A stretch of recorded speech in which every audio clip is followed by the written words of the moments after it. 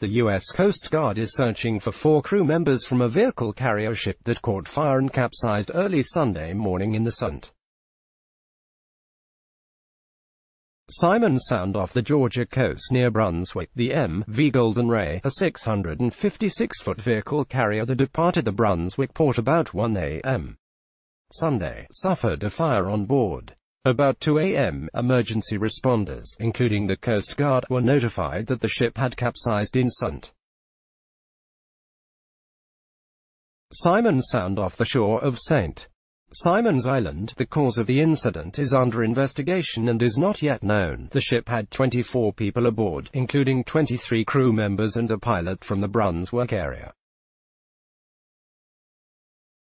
20 people, including the Brunswick-based pilot, have been accounted for and are safely off the vessel, said Griff Lynch, the executive director of the Georgia Ports Authority, which operates the Brunswick Port. The Brunswick Port is a bustling automotive terminal for import and export vehicles. All channel traffic has been suspended, Lynch said.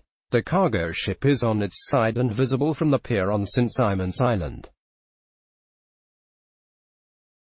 The Coast Guard has closed the channel while they conduct this rescue effort, Lynch said. That is the most important thing, the safety of life. The Coast Guard responded with 2 station boats from Brunswick, 2 MH-65 Dolphin helicopter crews from Savannah, the Cutter Heron and Marine Safety and Engineering teams. The news release said, the Coast Guard will lead the investigation to determine what transpired, Lynch said. It was not an obstruction in the river or anything like that. It appears to be a vessel issue and solely a vessel issue. We are sure it didn't hit anything. The vessel had approximately 4,200 vehicles on board, he said. Though much is not known about the incident, Lynch said, it seems to have been a stability issue on the vessel. The Golden Ray, which is registered out of the Marshall Islands, arrived in Brunswick on Saturday evening and offloaded a couple hundred vehicles, and about 300 vehicles were loaded onto the ship, Lynch said. The vessel departed Brunswick for a scheduled visit to Baltimore and from there was to travel to the Middle East, Lynch said. The Golden Ray called on Jacksonville prior to arriving in Brunswick, according to VesselFinder.com. Georgia Ports Authority spokesman Robert Morris said an incident like this is the first of its kind for a vessel at either the Brunswick or Savannah ports. The Coast Guard said it has established a safety perimeter around the vessel and no watercraft are permitted within a half-mile, according to VesselFinder.com. The Golden Ray was built in 2017. The Coast Guard said it is being assisted in the rescue effort by the State Department of Natural Resources, Brunswick Bar Pilots Association, the Glynn County Fire Department, Moran Towing and Seatow. At a press conference Sunday afternoon about the incident and rescue effort, Captain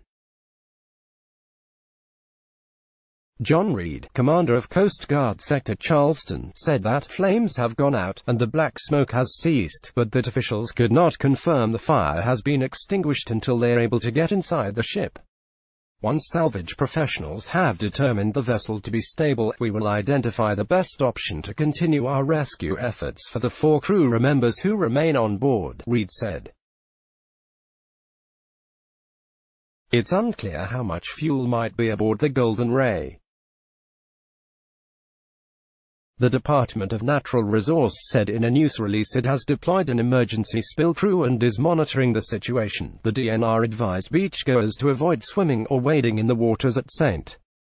Simon's Island and Jekyll Island until more is known about the environmental impact of the capsizing. The Coastal Resources Division of the DNR will conduct water quality sampling to ensure the safety of shellfish harvesting beds and swimming beaches, officials said.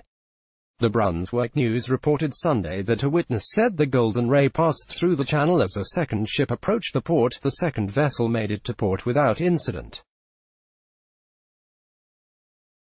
Cap Fendig is a local tour boat operator and distant relative of Brunswick harbor pilots. He said his boats were part of a massive multi-agency response to the incident. The area of the channel where the Golden Ray capsized was charted by the British in the late 1700s. It's really not changed in width or depth in a couple hundred years, Fendig said. It was a port of entry declared by George Washington. Fendig said Sunday's incident brought back haunting memories of a November 1972 incident in which a cargo vessel struck the former drawbridge in the channel that led to the deaths of 10 people.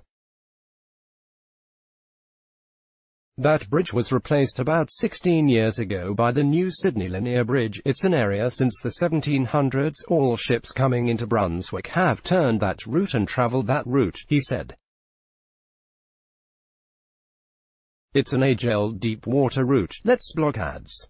Why?